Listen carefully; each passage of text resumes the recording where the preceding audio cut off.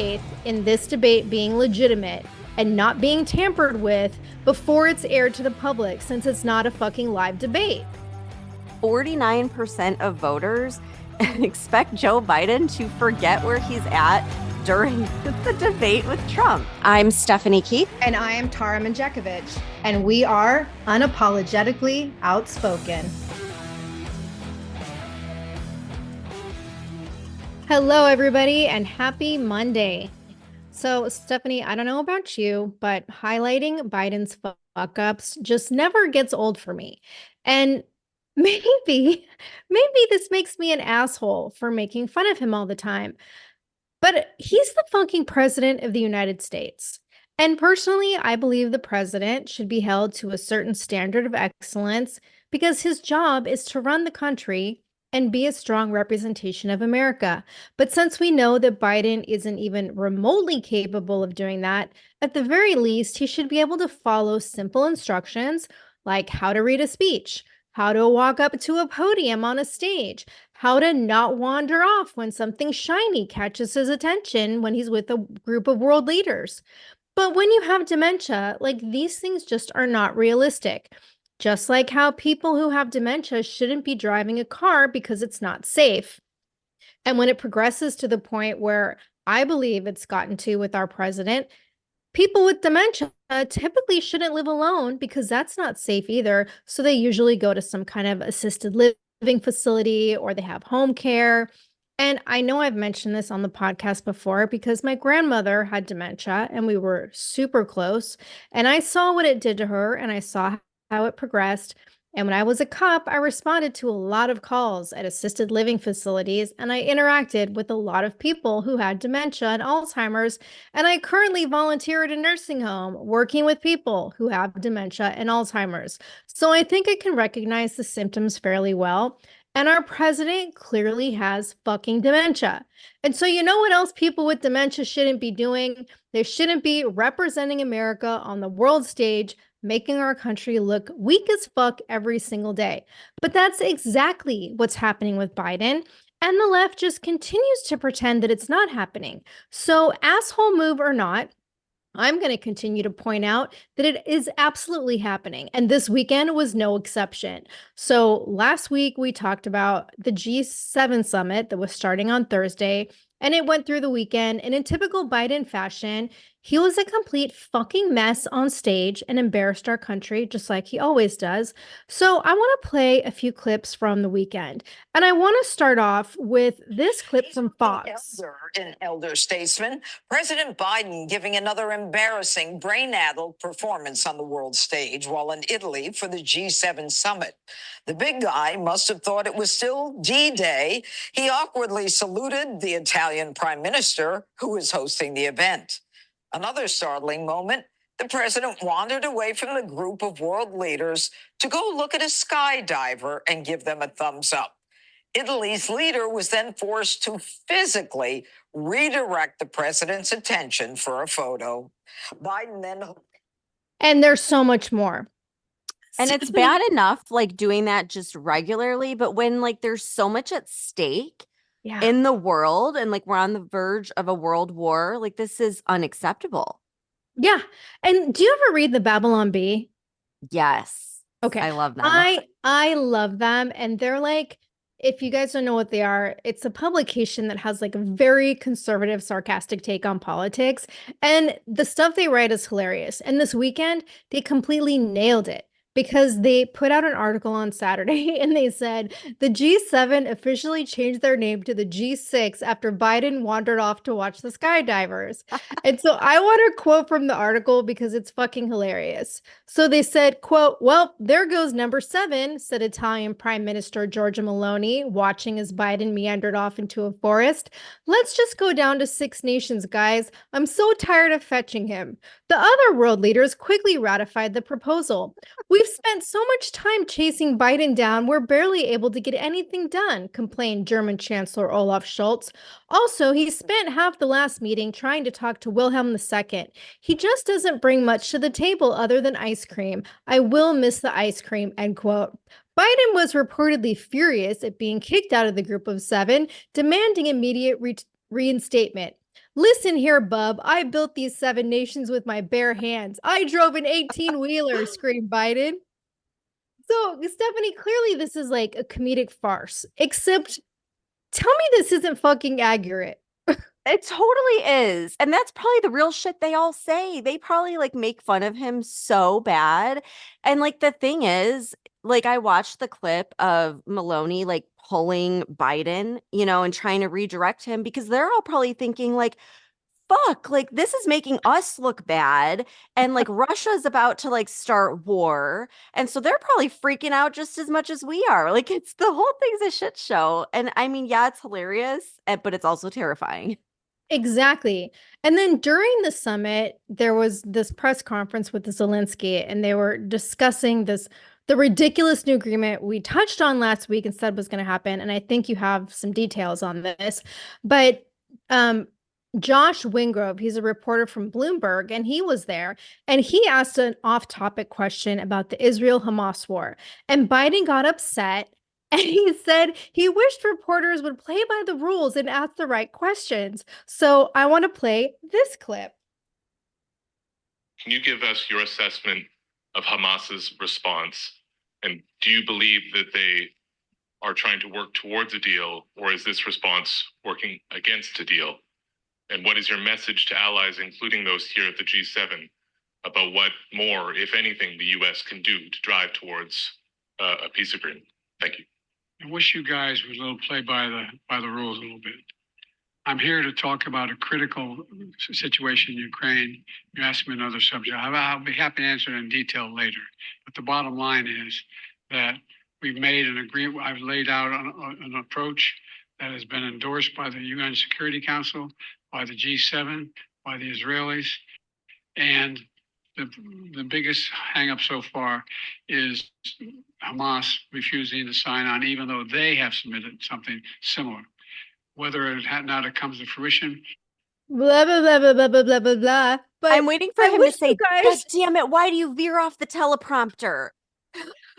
Okay, speaking of, that happened in another interview. Very similar. So I don't know if you saw this, but the White House had a special meeting with social influencers last week. And Biden lost his temper on camera when, do you know who Jonathan Katz is? No, I don't think so. He's like an independent reporter, but he's a major TikTok influencer. And so he approaches Biden at this conference. And at first, Biden's like totally cool because Katz says that he lives in Charlottesville. And Biden's like, oh, really? And he seems like super receptive to talking to him. Or at least as receptive as he can be for like an old man who wanders away within seconds. But Katz asked him about a statement Biden had made about anti-Semitic protests. And he asked him why he's giving Israel like another $26 billion in aid and what he was going to do to prevent the genocide taking place in Gaza that he said is like being done with American funded weapons being supplied to Israel. And so Katz is recording this on his phone. And it's this really weird angle where it's like half of Biden's face, but Biden's explaining how Israel's security is essential and how it's fundamentally different from how Israel's acting with Gaza. And he's pushing hard for aid. And so Katz tries to ask a follow-up question, and Biden totally switches gears and goes off on him. And I would play the clip, but there's a lot of background noise because there's a bunch of people in the room talking. So it's hard to hear clearly, but like Biden gets annoyed and he says to Katz, he like just switches on a dime and he goes, I know you're a typical press guy. You're grabbing me in front of all this all of a sudden. And I trust you as far as I throw your phone. I have a good arm, man. I can throw it a long way. Yeah, no, you can't. Yeah, and then Katz gets approached by Biden's like security aides and they escort him away. But Katz posted the video on TikTok, and this guy has like some like 70,000 followers or something. And by Saturday, the video had like, I don't know, maybe like 30,000 views, but it was reported by the Daily Mail. So it got a shit ton more views. And then I look it up on TikTok and it's been reposted by tons of people. So this video is fucking out there. And it's like, at what point are we going to stop pretending that Biden is capable of representing, much less leading our country? It's so ridiculous and everybody knows it. And that's why I'm like, okay, when are they going to show their hand? Like, there's no way Mhm. this guy's running. There's no way. And Right. everyone's like, oh, it's too late for that. No, it's not. Like, what if he ends up in the hospital or you know what I mean? Like, at any point, they can pull the rug from underneath him and bring someone else in. And you know that's going to happen before the election. Like, Oh I yeah. 100% think that's going to happen. And it just like pisses me off when he makes those comments or KJP or any of these people make these comments about reporters because what reporter has ever been fair to President Trump? Like Right. they have been completely out of line with him.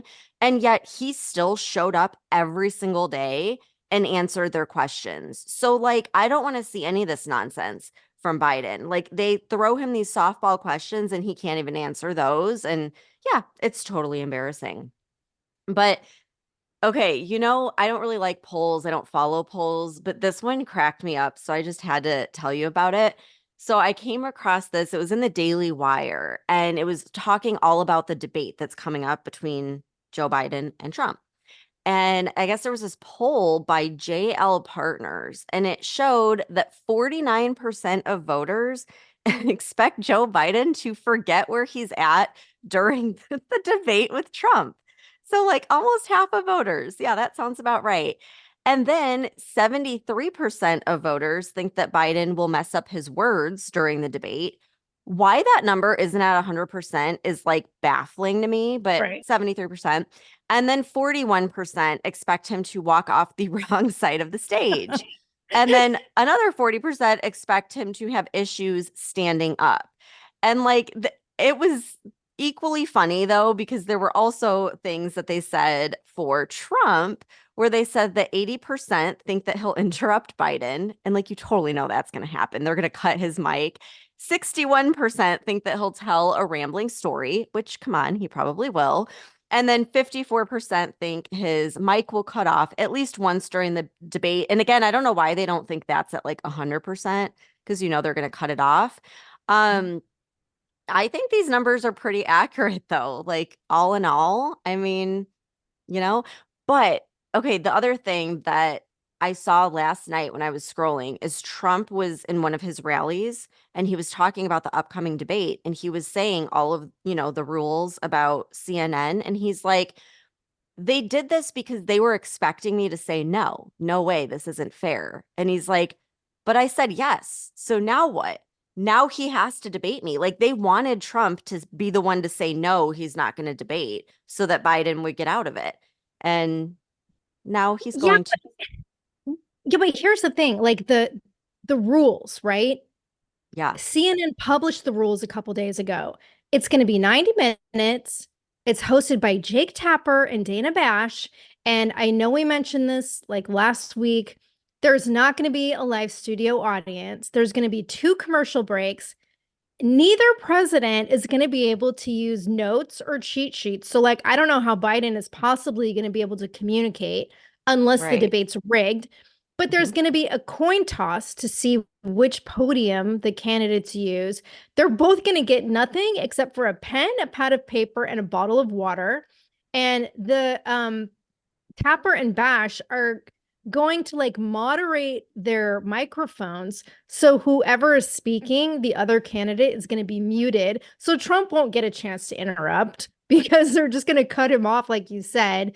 And they're going to, quote, use all the tools at their disposal to enforce timing and ensure civilized discussion, end quote. Like, call me a fucking cynic, Stephanie, but I have zero faith in this debate being legitimate and not being tampered with before it's aired to the public since it's not a fucking live debate. 100%. And that's what Trump was saying. So, first of all, Trump calls Jake Tapper fake Tapper. And he's like, clearly it's not going to be legitimate. So they were expecting Trump to be like, no, I'm not going to go by those rules. And then they could be like, oh, Trump doesn't want to debate. He's the one backing out. But he's like, they never expected me to say yes. And so that's the thing. Now a couple things I want to point out. It doesn't say you can't have an earpiece in because fucking Biden will, and someone's going to be like telling him Oh, what to say. The other yeah. thing is Trump publicly said we need to have a drug test right before. I'll take a drug test, you take a drug test. because they're going to pump Biden full of all kinds of shit so that he can talk for 90 minutes. And then he did bring up the muting of the microphone.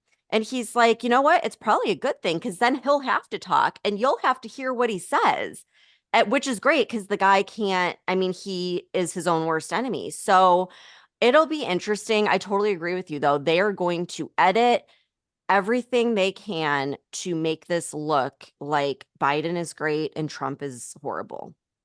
Either that or this will be used to get Biden out of the running. Yeah.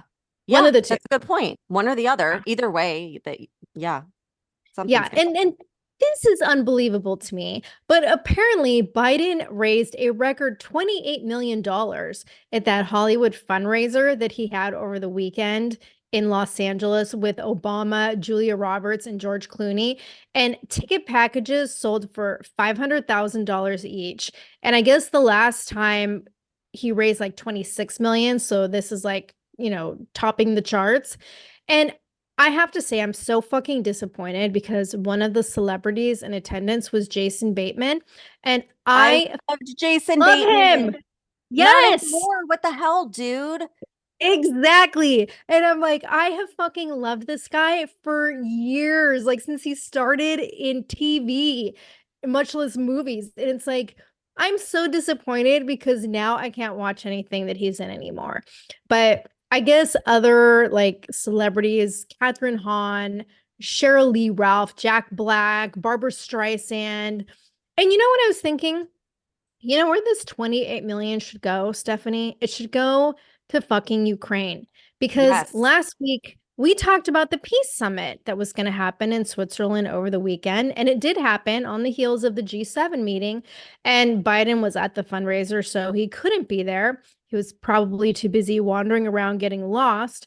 But he sent Kamala in his place. And Kamala announced that we're going to be giving Ukraine another $1.5 billion in aid.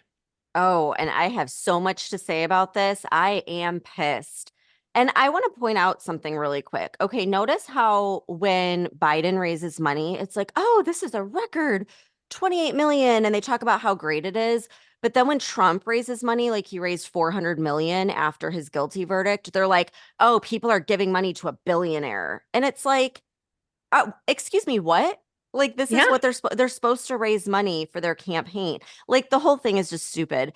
But yeah, so the Ukraine aid has just got me like my blood is boiling. Okay. According to the Washington Post, Biden and Zelensky signed a quote 10-year security agreement that will commit Washington to supply Kiev with a wide range of military assistance. National Security Advisor Jake Sullivan said in a bid to bolster Ukraine's fight with Russia, end quote. So this whole Ukraine war that I would like to point out was supposed to last 2 days is now going to be a long, drawn out 10-year ordeal that we are roped into and funding. And the article goes on to say, quote, the deal aims to commit future U.S. administrations to support Ukraine, even if former President Donald Trump wins November's election, officials said. It'll be a framework for a long-term effort by the United States to develop Ukraine's armed forces, which have innovated on drone warfare and other cutting-edge techniques in the fight against Russia, but are also desperately outgunned and in need of modern weapons. Officials said they hoped the agreement would transcend political divisions within the United States, but acknowledged that Trump or any future president could withdraw from the legally binding executive agreement because it's not a treaty and will not be ratified by Congress, end quote. And like, okay, I guess they're right, first of all, because it does transcend political divisions in the US, because the one thing that everyone can agree on, whether you're on the left or the right or the middle, is that we don't want the US to be involved in this war. So yeah, we are united against it, but it also, like, they're talking out of both sides of their mouth. On the one hand, they're setting it up so future administrations have to adhere by it, but then they turn around and say that Trump could withdraw from this agreement if he gets in. So just another reason why we need to vote for Trump. We need to stop hemorrhaging our hard-earned tax dollars to aid a corrupt country in a war that we never should have been involved with in the beginning. Like, this is absolutely insane and it's pissing me off, clearly. Well, yeah, and the whole peace summit was such a fucking joke. Like this final declaration was signed by I think 80 of the 100 countries in attendance, and it's all about their commitment for a just and lasting peace, which as you just said will be at least 10 years in the making. And Zelensky said that we need to have another follow-up summit as soon as possible, and maybe Russia should attend this time. But when the declaration was signed, there was no mention of a follow-up conference. And let me just point out once again that you can't have fucking peace talks when the main country you want peace with isn't invited to be in attendance at the fucking conference. It's ridiculous. It is. And, speaking of all of this, like we already talked about Russian warships being in Cuba this week, and everyone in Florida is like freaking out about this. I mean, especially in Miami, it's all over social media. Wait. I saw like cruise ships were pointing out like people on cruise ships were like looking out and seeing the Russian ships. Oh, really? Like, I Yeah. never know what to trust because people were posting like our military, like fighter jets and stuff. But then other people were like, that's just from the air show. So I'm like, I don't know what to believe. But it is confirmed that Russia does, in fact, have warships in Cuba. So, like, they are there. And that's kind of funny that cruise ships are pointing it out. But that just goes to show how close it is to the United States. And I think it's so interesting how this is all unfolding because as this is all happening and Russia is like right off of our coast, you have Trump who was invited to Capitol Hill. And it's like when shit hits the fan, like he's the one that is like in with all of the congressmen.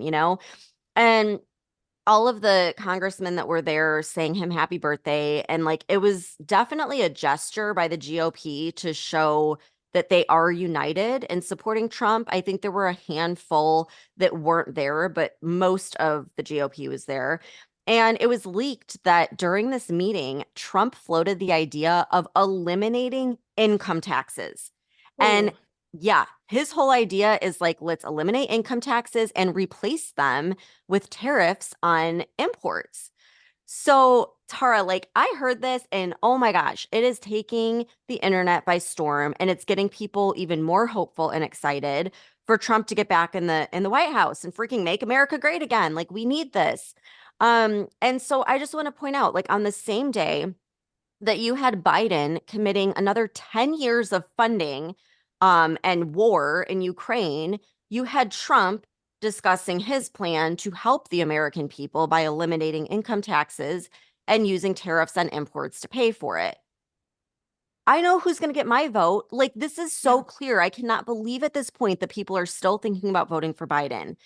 And then I heard like another clip from one of Trump's rallies where he called like out, Bidenomics and said like we're gonna replace Bidenomics with Maganomics. And Ooh, like, I like boy, that. do we need to come in and clean up this mess with some Maganomics? I'm using Maganomics. As stupid as Yeah. Bidenomics was, I'm going with Maganomics. And then this is really scary and is really bad news. We're probably going to have to do a whole episode on this. We've done many episodes on this in the past, but China dumped a historic $53 billion of US bonds, according to BRICS News. And they said, or they tweeted, quote, Saudi Arabia's 50-year-old petrodollar agreement with the United States has expired and no new agreement is in place. Saudi Arabia will now sell oil in multiple currencies, including the Chinese RMB, euros, yen, and yuan, instead of exclusively in US dollars. End quote.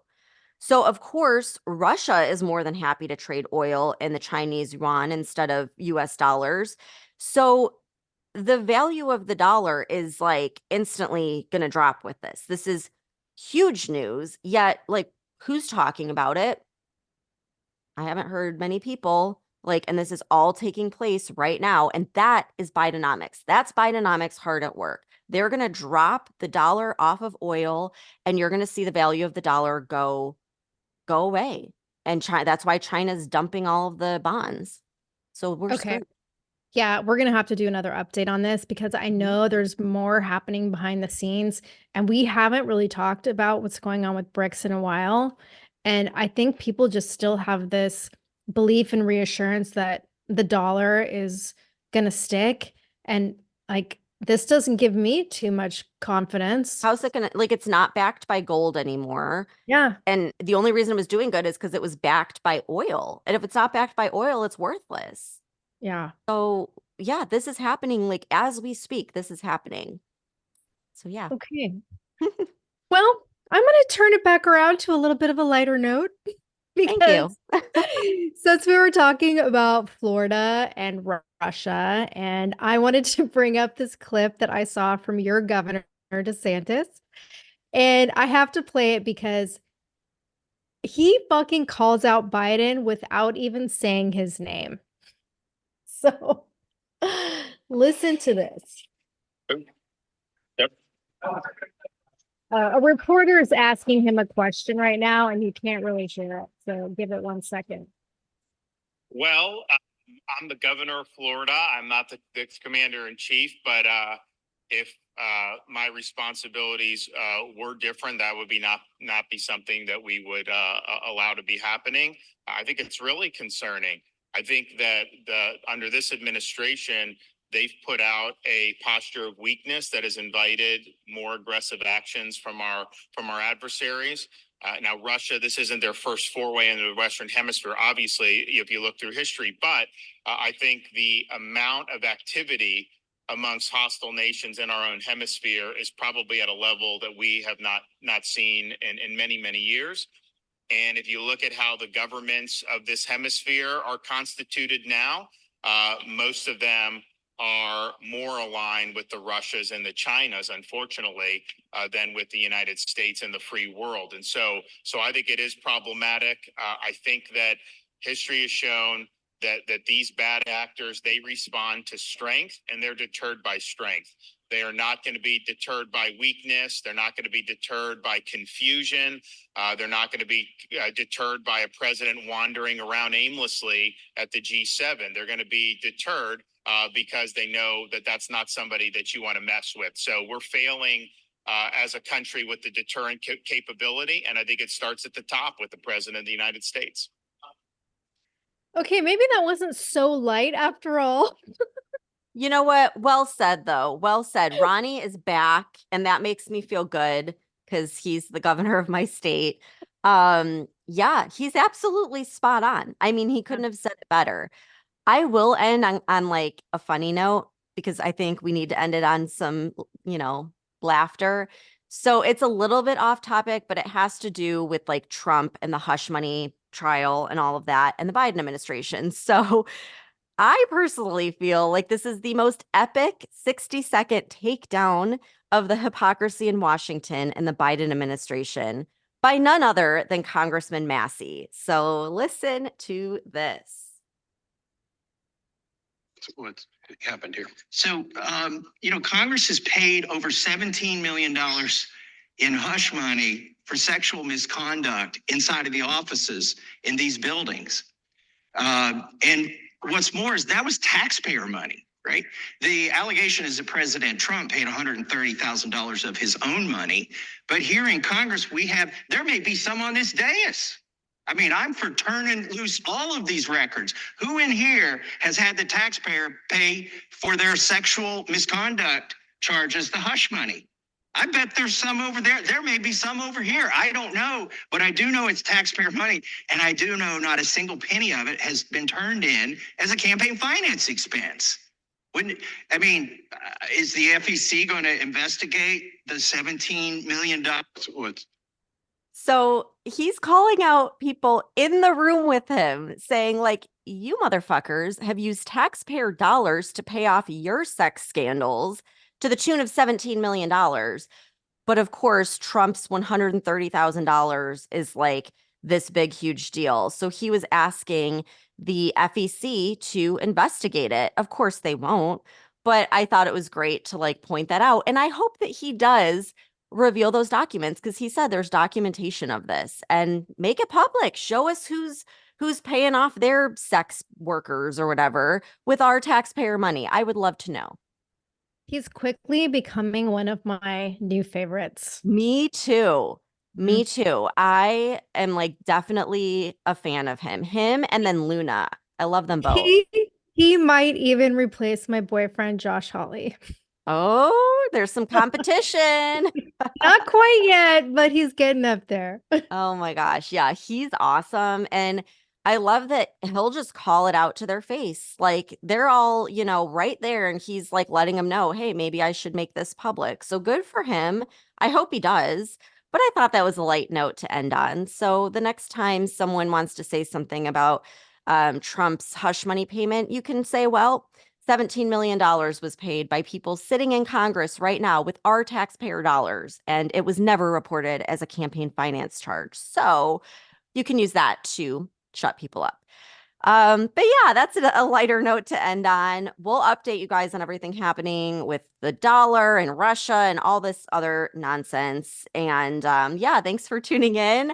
Hope everyone has a great week, and we'll see you back here Wednesday. If you're sick of all the crazy shit going on in our country and you want to express your support and patriotism for the show, head on over to our Etsy store at UO Patriot Chicks and check out our new stickers. The link can also be found on our website. If you love the show and you want exclusive episodes, support the podcast and join the conversation by becoming a member of our Patreon community. We'll be posting weekly member-only podcast episodes and content that isn't available on the weekly podcast. Every Patreon member will also get a free Unapologetically Outspoken sticker and updates about our new sticker release before they're made public. And be sure to follow us on TikTok at Unapologetically Outspoken. And if you haven't done so already, please rate and review the podcast. The more you support us, the more people we can reach. So help us spread the word.